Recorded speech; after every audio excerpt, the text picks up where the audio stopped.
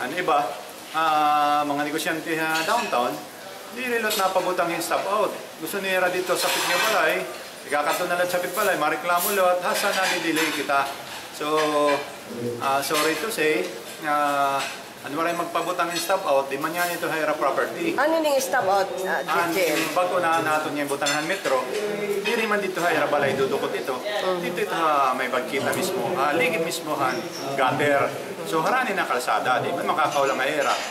Pero ama ito, so kung waray hira magmataod, or hilot hirang matatauran kung baga mag-decommission na kita. Okay. Mawawarayan nila tubig or delay, mauhuri nila ito. Mauna itong mga balhin na natin niya mga. Ang piping GM, kumusta na kay Kudyak nagsasayop, tapos na ang mostly nga mga areas? Yeah, so actually, tapos na good kita ito.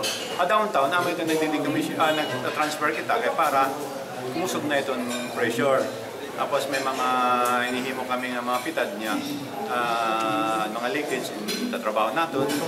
Palihan Norte, di kami nakakasupply ng OPE dito kay maski bago aton mainline, ilalanat na naman yun ng mga contractor. Kaya nauna tamang mainline, bago ito, papao sa kanya, may mga leaking.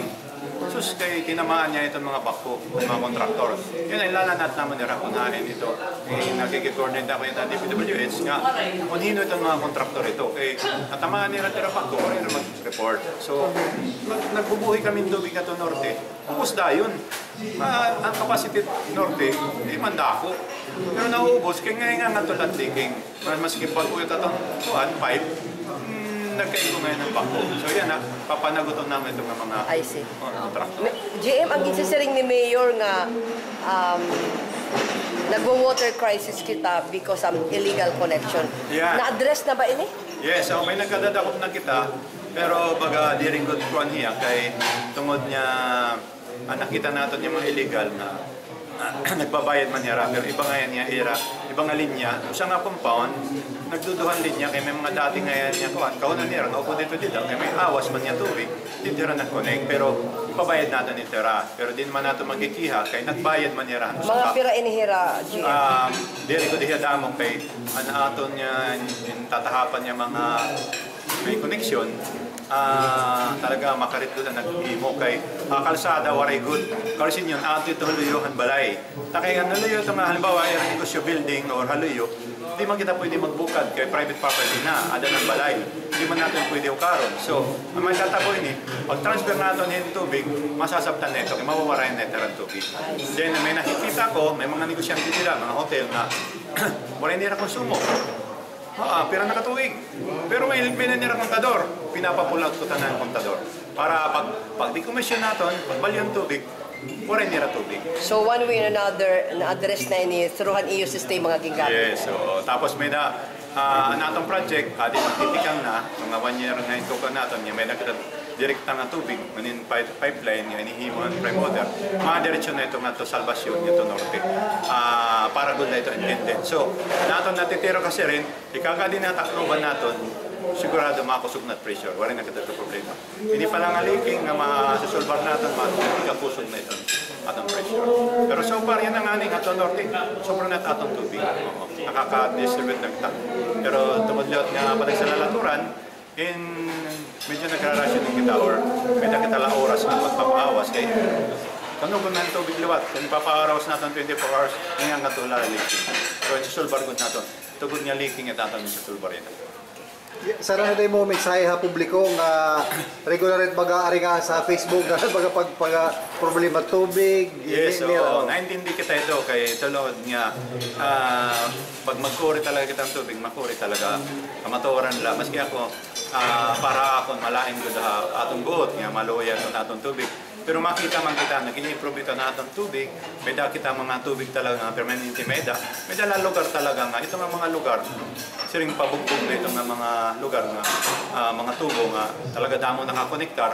Ang may tinaayad naman, pati didiyan na Magallanes, nakita naman, ada mga imbornal, damo tubo. Pinapatanggal ko na ito tanan, kaya itong mga balay dati dito atong mga ligid dagat, nga ato na pabahay, nabilin pati ang mga koneksyon dida na maski waray na kontador pero maadapan mga tubo. So bangin ni mga leaking ito na diretso laha atong drainage system. So kaya na pinapabukad ito ni Mayor, pati ako, tanggal lahat tanan ang mga daan ng mga tubo dito para ma-solvar natin itong pakurya ng tubig. Tapos, pero siyempre, nevertheless, makita kita. Pero may magod ako na bungyod dito mga conference, nakikita natin, maski ultimo mga Bulacan, mga kasapit na Manila, wala yung mga tubo, wala yung nila tubig. Namamalit talaga ng mahal. Actually, ang aton increase nga so dito, mas barato pa kita. Mas barato kita Carigara, Southern Leyte, Cebu. Times 5 ang era pressure tubig. Pero di mo nila nareklamo, kaya basta natatagal na gutiyay ng tubig. Pero nakakaintindi ka itong reklamo, talaga natural ko dito. Pero itong Bulacan nagkuhanan mga DNR na atagan nilang tubig dito mga dam na lang kuan ang mga patubig ang mga agriculture kay wala talaga ni resource ng tubig. Swerte kita nga maabundan kita tubig kasi nagka-problema lang kita dungutan distribution. Dati 30,000 lang itong aton koneksyon. Yan na 50,000 sobra. Halos doble na. Tapos amo lagyan pa aton source. So nadugang kita yan source within a year may nagka-additional nga 14 MLD, that's 14 million liters, madudugang na aton. Tapos may dapat kita yung hihirit kan speaker na aprobang gihapon, another 26 MLD. Sobra-sobra ng tubig siguro. Ano yan akong mga pag-study itong mga propakyana, imagine, Cagayan de Oro, may danira 100 MLD.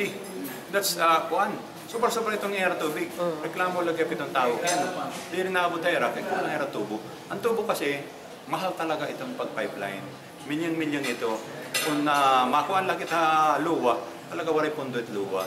Ang nga maswerte pa nga kita, may dagita prime model, may nakakahatagin mga tubo nga inihimo para sa mga tao na ikakadto ang mga kuhan. Makita man kita pabahay.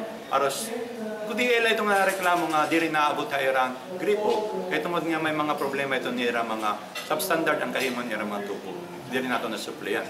Pero siguro ko, at least mga 70 or 80% dito, pag-abring nila ang awas, ato nagudera balay, di rin na hira na alog.